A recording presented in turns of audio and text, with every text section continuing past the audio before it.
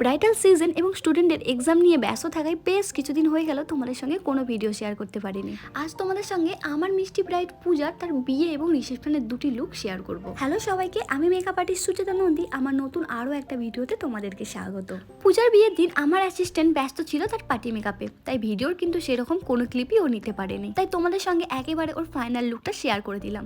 এই লুকটাই পূজাকে কেমন লাগছে তোমরা কিন্তু অবশ্যই কমেন্ট করে জানিও। চলো এবার তোমাদের সঙ্গে শেয়ার করবো পূজার রিসেপশনের লুকটি। পূজা আমাকে ওর বিয়ে এবং রিসেপশন উপলক্ষে অনেক দিন আগে থেকেই বুক করেছিল। ওর নাকি অনেক আগে থেকেই ইচ্ছে ছিল আমার কাছে সাজার, তাই ও আগে থেকেই আমাকে কিন্তু বুক করে নিয়েছিল দুদিনের জন্যই। আমি এখন ফ্রন্টের হেয়ার স্টাইলটা করে নিচ্ছি। দেখতেই পাচ্ছ এখানে লাইন্স ক্রিয়েট করা হচ্ছে, আর লাইন্সগুলো ঠিক কতটা সুন্দরভাবে ভিজিবল হচ্ছে। আমার অ্যাসিস্ট্যান্ট রিঙ্কু ওকে আগে থেকেই সুন্দর করে শাড়িটা পরিয়ে নিয়েছিল আর বুফনটাও রেডি করে রেখেছিল। আজকের ব্রাইড যে পূজা, তো পূজা আমার কাছে তো সাজার অনেক দিনের ইচ্ছা ছিল। প্রথম থেকেই বলে দিদি সাজলে তোমার কাছেই সাজবো। তো ফাইনালি তুমি আমার ডেট পেয়ে খুশি তো? হ্যাঁ একদম খুশি। তো বলো তোমার এক্সপিরিয়েন্স বলো, তুমি কোত্থেকে মানে ভেবেছিলে যে আমার কাছেই সাজবে? কি ভেবে আমার কাছে সাজবে ভেবেছিলে? আমার বান্ধবীদের সবার বিয়ে দেখেছি, আমি বিয়ের সময় সাজ দেখেছি, সবার সাজ দেখে আমার খুব পছন্দ হয়েছে। পছন্দ হওয়া থেকে তখনই ঠিক করে গেছিলাম যখন সাজবো দিদির কাছেই সাজবো। তো কালকে তোমার ব্রাইডাল লুক নিয়ে তুমি কতটা স্যাটিসফাইড বা কেমন লাগলো তোমার? কাল সবার খুব পছন্দ হয়েছে, আমারও খুব পছন্দ হয়েছে। আজকেও তাই এখনো পর্যন্ত সেই আশা নিয়েই আছি যে আজকেও খুব পছন্দ হবে।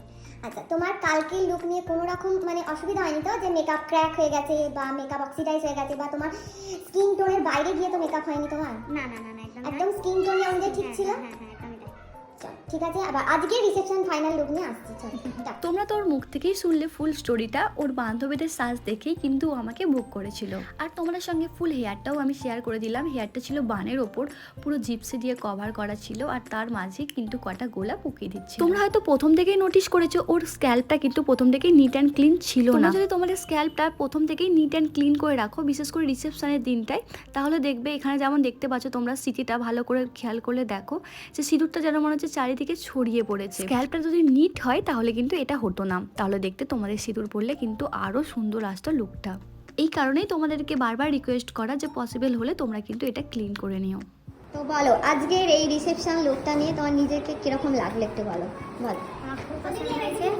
বিয়ের দিনেও যেরকম আশা করেছিলাম সেটাই পেয়েছি, আজকেও যেটা আশা করেছিলাম সেরকমই পেয়েছি। তো আজকের ভিডিওটা তোমাদের কেমন লাগলো সেটা কিন্তু অবশ্যই আমাকে কমেন্ট করে জানিও। তো চলো আজকের মতো টাটা, তোমাদের সঙ্গে দেখা হচ্ছে নেক্সট কোনো ভিডিওতে।